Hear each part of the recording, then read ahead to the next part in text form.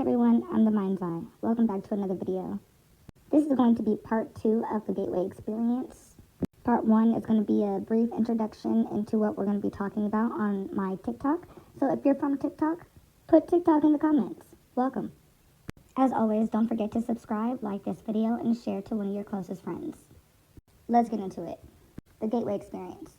It's a program developed by the Monroe Institute, an organization founded by Robert Monroe in the 1970s. The program is known for its use for hemisync technology, a type of audio frequency designed to influence brainwave activity, which aims to facilitate out-of-body experiences, also known as OBEs, altered states of consciousness and other altered mental states. The key history in the background behind Robert Monroe, a pioneer in the study of consciousness. Monroe had personal experiences with altered states of out-of-body experiences in the 1950s. These experiences led him to pursue a deep investigation into the nature of the human consciousness and how it could be controlled or influenced. He founded the Monroe Institute to study and teach methods for exploring these states of consciousness. Next would be hemisync technology. The hemisync, short for hemispheric synchronization audio technology developed by Monroe, was central to the Gateway Experience. It uses two slightly different sound frequencies in each ear to create a perceived third frequency in the brain, which is believed to synchronize the left and right hemispheres of the brain, facilitating deep meditative states, enhanced relaxation, and even experiences of altered states such as out-of-body experiences. Now, the Gateway Experience, the program, which is a series of audio recordings, was designed to guide users through various levels of consciousness, including focus states that led to expanded awareness, OBEs, and other mystical and spiritual experiences. The system gradually leads participants through deeper states of awareness, starting with more basic exercises and progressing to a complex exploration of consciousness. Now, the CIA and the Monroe Institute. The CIA's interest in the Monroe Institute and the Gateway Experience is rooted in a broader interest in researching and developing methods of influencing the mind, including psychological operations and intelligence gathering techniques. One key document that has surfaced in public records is the Gateway Process, released under the Freedom of Information Act, which is a report by the CIA on how the Monroe Institute techniques could be used for intelligent purposes. Now, the CIA's Gateway Report. In the 1980s, the CIA and other government agencies took an interest in the Monroe Institute research, especially as it related to the out-of-body experiences such as OBEs, and their potential uses for espionage and psychological warfare. A document known as the Analysis and the Assessment of the Gateway Process, also called the Gateway Report, dated back to 1983, was produced by the CIA. The document delves into the Monroe Institute's methods and describes how the hemisync technology might enable individuals for reach altered states of consciousness and could potentially be used for remote viewing and mind control, and also psychic espionage. Now, the Gateway Report outlines the hemisync audio technology and can be used to facilitate altered states, which could allow for more effective access to non-local consciousness. This includes concepts such as the out-of-body experiences, which a person's mind could detach from their physical body and travel into a non-physical form. Let's get into remote viewing. Remote viewing, the CIA had a long-standing interest in psychic phenomenon, especially remote viewing, the ability to see distant locations or events with the mind. The Monroe Institute worked in consciousness exploration as seen as a potential use for these programs. Now, with the Gateway Experience, this was considered part of a broader initiative to the Stargate program, which involved the U.S. government research into psychic phenomenon during the Cold War era. Now, the Stargate project focused on military intelligence applications of remote viewing and the techniques pioneered by Robert Monroe, and the Monroe Institute were believed to be potentially used for such endeavors. Now, there is a few first-hand accounts, such as The Journeys of the Outer Body in 1971 that discusses mental and physical states and therapeutic applications, but because it is CIA, a lot of this is going to be private. Now, the military and the intelligence community were interested in exploring the potential of non-traditional intelligence gathering techniques, which included remote viewing, psychokinesis, and other parapsychological phenomenon. The Monroe Institute work, particularly with the Gateway Experience, was seen as a possible avenue to enhance the mind's potential to access and process information beyond the physical limits of time and space. Now, the CIA's Gateway Report was a part of an ongoing investigation into whether these altered states could have practical applications in fields of espionage, covert operations, and psychological warfare. While these methods were never fully embraced or operationalized, the research provided a significant chapter into the history of U.S. government interest in the human mind and capabilities. I'm not convinced that they stopped. Now, I didn't find a lot of first-hand testimonies when it came to the Gateway process, rather than how I did with the GATE program, Gifted and Talented, versus the Gateway Experience. Those are two different operations, two different CIA documents that have been declassified, and I feel like this is why I wanted to do a video so that you guys don't get it confused. But they are very much so, almost so synonymous. They're very much so the same niche in topic. But let's get into the actual Gateway experiences, such as the different focuses, right? So anyone that has actually done the meditation on YouTube, you'll realize that it says focus 1, focus 2, focus 3, etc. So this is going to be the section that I actually break down what those different hemisync focuses mean and what they're meant to do. I hope that you guys find this video before you guys actually dive into trying to just meditate and then you guys reach an alternate dimension and then start seeing entities and deities, and I don't want to be blamed for that. So listen to this.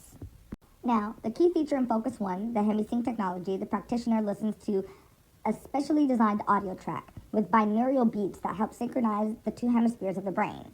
I always talk about this. Left brain, right brain, masculine, feminine. This is the foundational technology of the Gateway experience and is the key facilitating altered state of consciousness. Now, the key feature would be relaxation. Focus 1 teaches the individual to deeply relax their body and mind, entering a meditative state. Now, the body awareness, the individual is guided to become acutely aware of their physical body, learning to control and release tension. Now, deep breathing, deep rhythmic breathing is emphasized to help the practitioner reach a relaxed, focused state.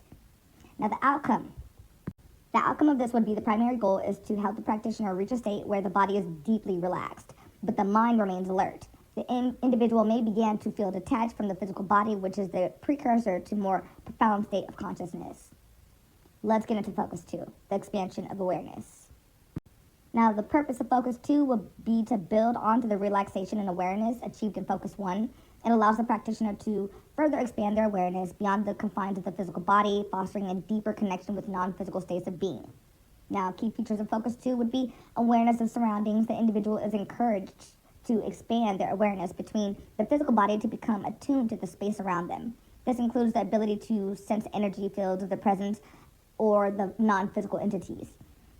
Exploring the energy body, Focus 2 introduces the concept of the energy body or the light body, an extension of the self that exists beyond the physical realm.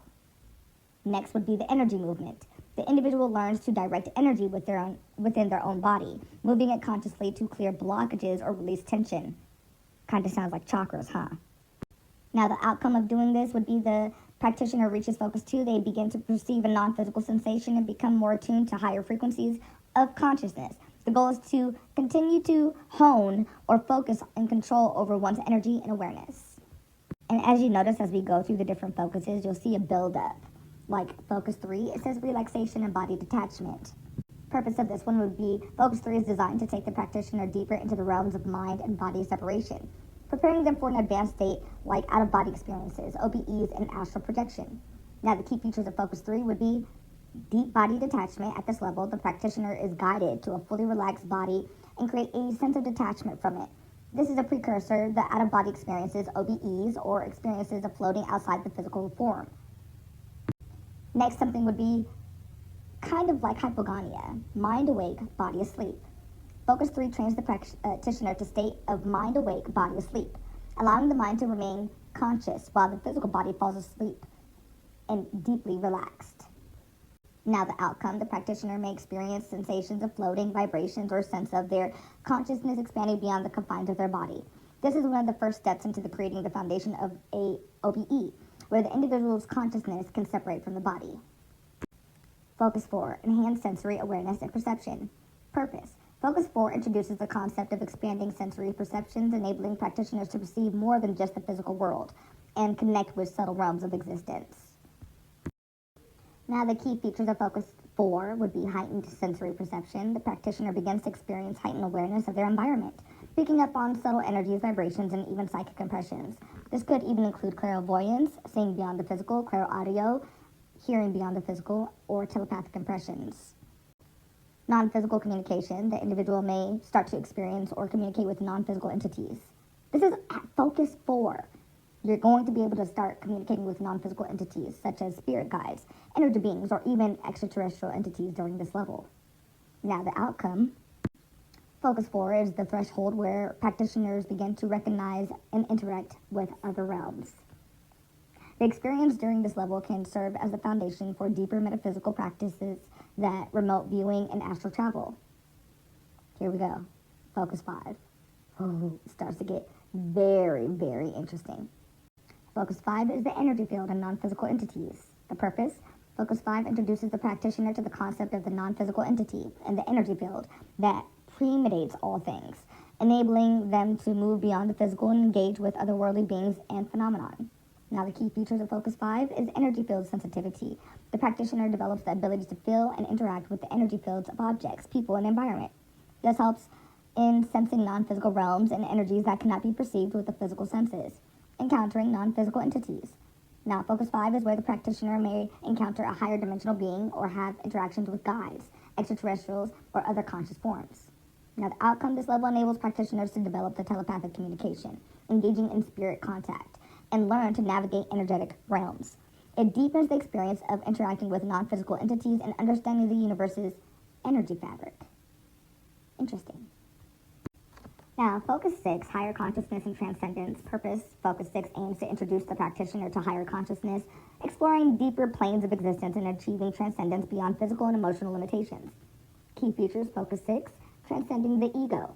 Focus 6 teaches the practitioner to transcend the ego, allowing them to experience higher states of unity in consciousness. This is often referred to as the state of oneness, where the individual experiences a deep connection with the universe. Interdimensional awareness. The practitioner begins to have experiences of traveling through interdimensional spaces, sometimes leading to encounters with beings or energies from higher dimensions or altered states of realities. The outcome. Practitioners may experience profound spiritual insights, linked to a deeper inner peace and a heightened understanding of their place within the universe. Focus 6 lays the foundation for navigating to Focus 21 and beyond, where the practitioner can move freely and across different states of existence, naturally. Now, Focus 7 through 27 is a deeper state of consciousness. As the practitioner moves through higher levels, Focus 7 through 27, the experiences become increasingly intense and abstract. These levels guide the practitioner to deeper states of transcendence and helping them move beyond time and space, such as in Focus 7, and introduces the ability to access information outside the linear time, while Focus 21 represents the ability to move into space where time and reality are no longer confined by physical laws. Astral projection and parallel realities. Higher focus, Focus 12 and beyond, are often associated with astral projection, allowing individuals to leave their physical bodies and explore parallel realities, different dimensions, or future events. And lastly, interdimensional communication. Higher focus levels allow the enhanced communication with non-physical entities and interdimensional beings. Practitioners often report contact with extraterrestrial entities, spirit guides, and other conscious forms at these stages. Now, the journey through the gateway experience is very profound, and it's higher levels of consciousness, and it can be scary. But they're utilized through synchronization and vibrations. It is for self and reality in your universe, also breaking through the physical boundaries to engage with deeper layers of existence. Now, in part 3, we'll go over the ET communications, the entities, the beings, and firsthand accounts of people who have actually went through with the OBEs, out-of-body experiences, all the way to the end. I'm also going to start training myself, starting back at number 1, and do this for at least a month and see how it works out, because I know it gets ugly. But if you like this video, make sure you subscribe to my channel, my YouTube, and also my TikTok. Follow me and share this video to a loved one.